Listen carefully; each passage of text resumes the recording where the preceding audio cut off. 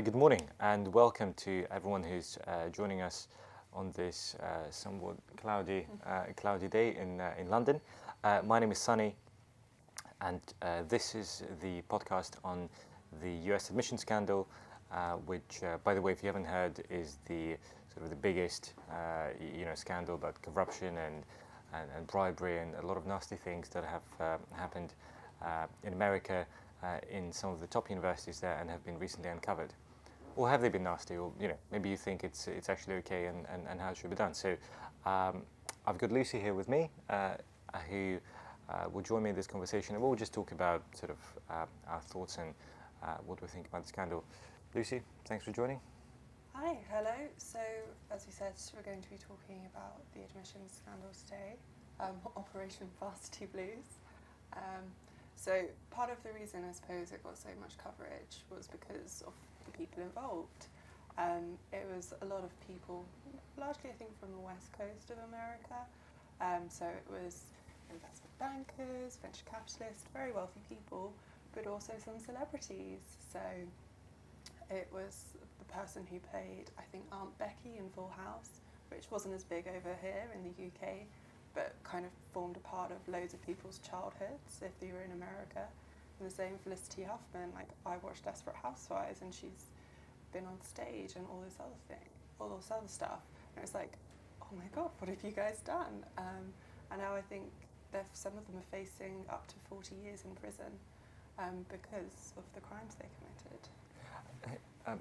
Remind me, Lucy, so is it the parents who've paid the money they're facing the jail, or the children who were wrongly admitted? It varies case by case. There were a lot of people involved in this scandal, and each did slightly different offences.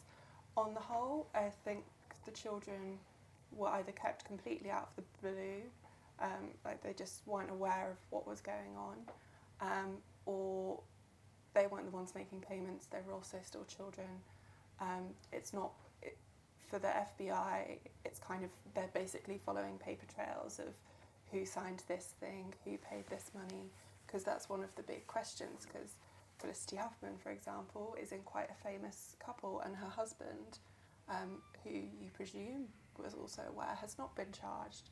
So there will be reasons for it, but I think largely we've not been made fully aware of that. It will just come out slowly as the trials go on.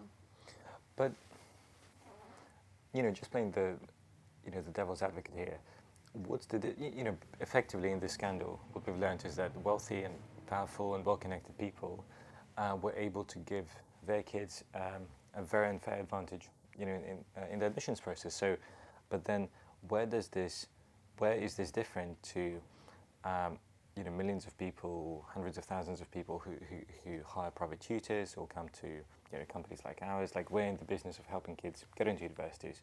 Like, where is this any different? So I think one of the more interesting things this scandal opened up and led to discussions about is kind of the inherent inequity of the admissions process in America. So first of all, the big difference is that what they were doing is illegal and the other stuff is not. So these guys were bribing people, they were bribing people to take their test results, they were bribing people at the college to guarantee entry, partly by saying that they were on the crew team or something like that. So these were different types of fraud, which is what they've been charged for. In America, however, it's very true that there is, I suppose, a big sliding scale of ways in which being wealthy and privileged can help you beat the system. I mean, they have a very long-standing tradition of college donations. They also have if you're a legacy, so that means if a close family member was an alumnus of the college, that also gives you preferential treatment when you're applying.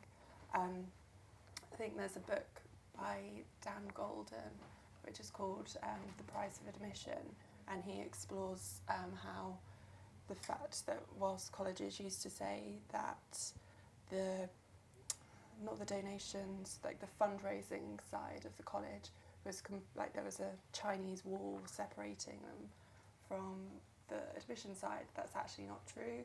And one of the key examples he raised was Jared Kushner, who there's some quite interesting quotes from people he went to high school with. They were like, we were quite surprised he got in.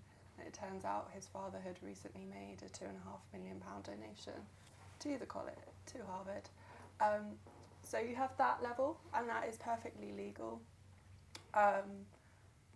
because all these universities will say is that means it might get you a second look. There will be no guarantees, and that's why it's allowed, and it's not a crime, unlike what these other people have just been charged with.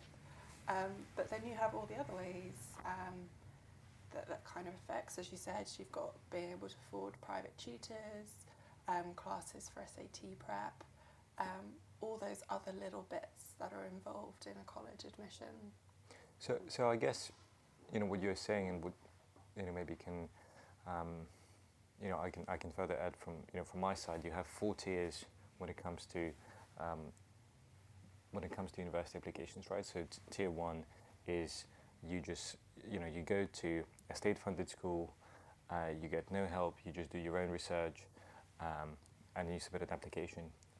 That's sort of what, the very basic. Then there is second tier where you do all of that, but then you also get external advice onto how to tailor your statement. Maybe you have some tutoring, maybe you have some guidance in terms of how you should structure your profile, how you should spend your 2-3 years before you submit an application, and this is basically where we come in. So definitely you have an advantage compared to someone who didn't have this advice. Then it seems to me the third tier is where your family makes sort of a legal donation on the understanding that that will somehow advantage your admission. And then I guess what we uncovered in the scandal is this fourth tier where it's just plain bribery. So you go bribe somebody to say that you're like a national level athlete. But do you think, because what was really interesting for me is here in England, obviously we don't have, well, at least to my knowledge, and I've been working in this sector since 2013, and I've never come across at my time in Oxford, or from my friends at other universities, anyone in the UK who basically bribed their way in or sort of who made a donation and that helped. Now there may have been one person who was done it and just kept it very quiet, but I haven't come across them. I don't know, have you? Yeah, I don't think, because one of the big differences between UK and US admissions is the US has a holistic process, which is part of how these legal donations and all those other sorts of relationships, such as legacies, have been able to kind of be hidden in the admissions process, because they can't say you need to get this score. They don't say that, though they do have a kind of average SAT score and so on. Whereas in the UK, it is a lot more focused on academic merit. For instance, you have your A-level results or your IB results, and you have to meet at that offer. And then for Oxford or Cambridge, generally there's other testing involved. So I don't think we have quite that culture over here, but then we definitely still have, we're not absolved of the way that money and the way you grow up affects your chances of getting into college the same way it does in the US.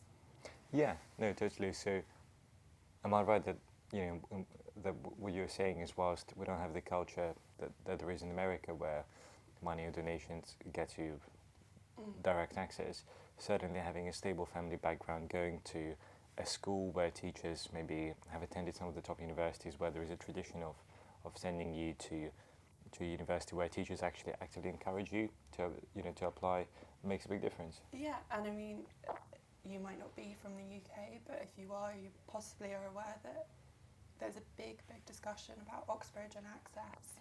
So, I suppose the old traditional public schools such as Eton and Westminster send a very disproportionate number of pupils to Oxford or Cambridge in comparison to the whole population. And again, even across the university, you can correct my statistics, these are just off the top of my head. I think it's roughly 40-45% of the university of the student come from a private school background. And I mean, this could be your local private school, like that's quite different from Eton.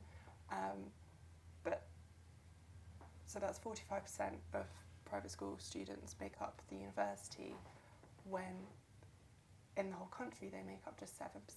So you can see they don't really match. Yeah, and I think the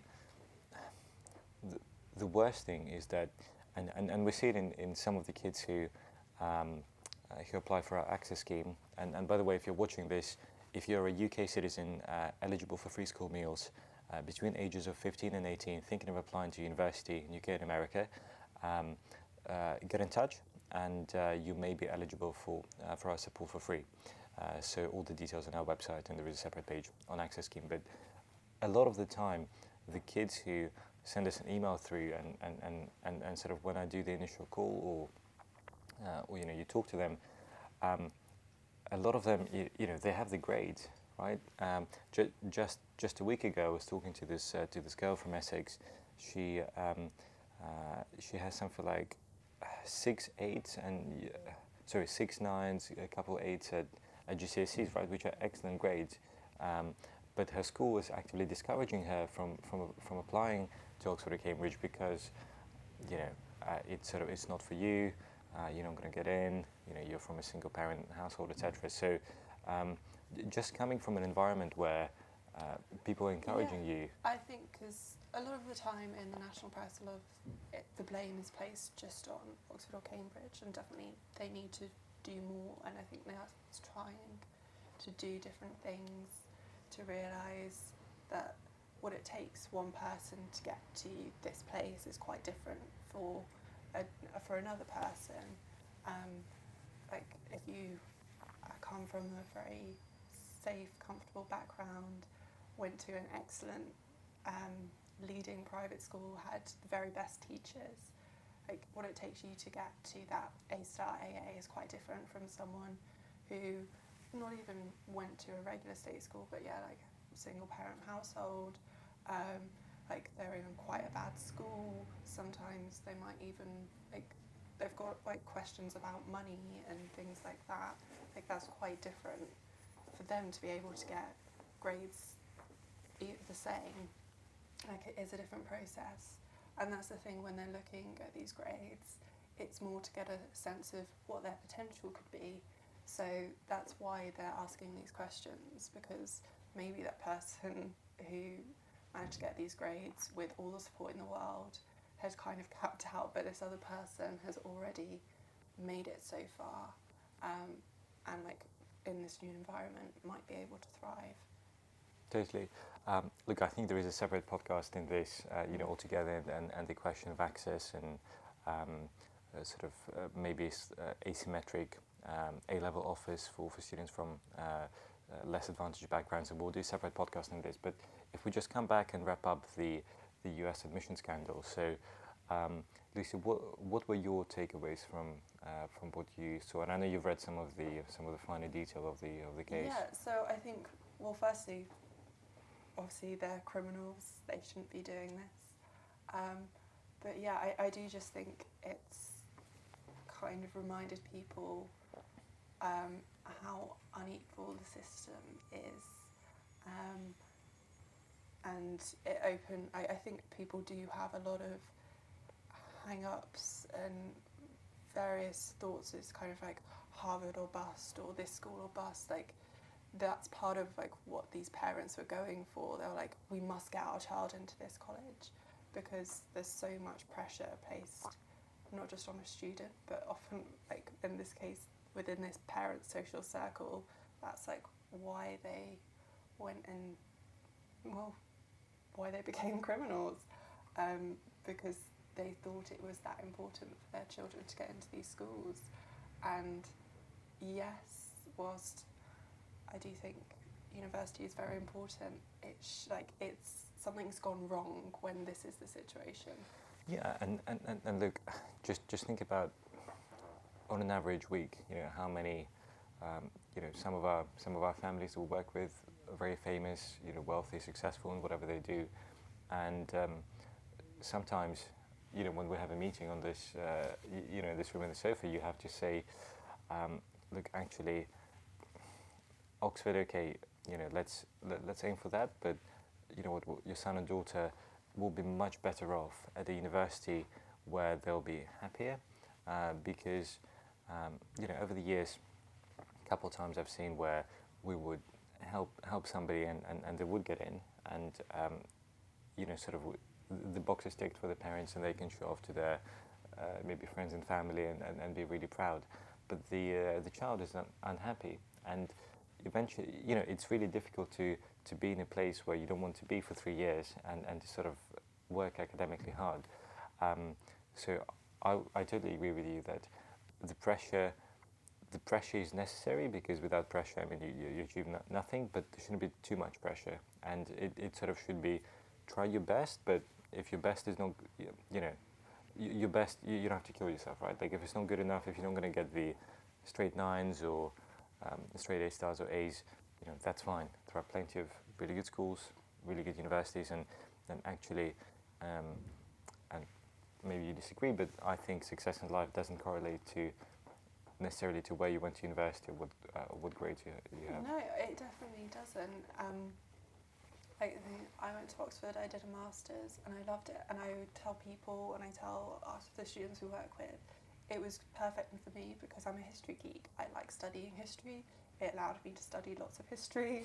I was in a very historic university, and it made me excited to be like, oh, this happened here, which is where I'm studying. But that's not for everyone, and it's very important for people to know that. Particularly the way the world works today, there are so many routes available to you. It's more when you're at the point of starting to think about university, do your research, because there are different routes for everyone, and sometimes people have ideas of what it takes to get a certain place, and they're wrong. You might think that course sounds good, but it actually doesn't get you where you want to go, or there could be a better option for you. So it's trying to do your own research rather than just go by your perceptions of something. Yeah, I think I agree with that. Basically, don't be sheep. Just because everyone is doing it, and sort of you have to go to university and you have to do this. Actually, in my humble opinion, university is an absolute waste of time for a lot of people, because you spend 4 years if you're in Scotland, you get in at least £50,000 of debt, unless you're very lucky, where you have a family that can pay for your education, and so you come out age 21 or 22 with sort of zero employment experience, all this debt, and potentially a degree that you don't really need, or don't even like, or sort of is something that you won't be applying. So university is right for a lot of people, but also not the only solution. And I think the kind of closing thing here is look at broader options, do your research, and speak to people who both went to university and sort of made a career out of it, and who didn't. And if you don't know anyone who didn't go to university, go on LinkedIn. Sort of there is create a free account, and just stalk some people who do not have university education, who are 40 plus, who are doing well in their careers. Just send 20 messages, 20 emails, and a couple of them will get back to you. That they did go to university, but it's not the supposed traditional route of you come straight out of school, you do your 3 years, or your 4 years depending on course, and then you get your job. There are lots of different ways that can work. Sometimes there are part-time courses, there are gap years, there are programs where you work with study. So explore those as well, because they might be more suitable for you. Yeah, totally. And even among my friends, a friend of mine, he works for a company, they're about 50 strong, and it's an IT tech related business, and in their interviewing, they obviously you read in CV where you went, and it's a famous company, so they have applicants, Harvard, Oxford, all these brands, but they just have their own coding test. And he said, we've recruited some people who just left school, who are sort of 16, 17, who just self-taught coders, geeks who sort of otherwise would go into hacking, but actually they have this job now. So doesn't mean you have to go to uni or to get into a good job. You can pick up skills yourself, and there are other routes that are available. So do your research. Yeah. Okay. Cool. I think that's probably covered quite a bit. Yeah, I think so. Well, have a good weekend. And you. Yeah. Bye. Cool. Cheers.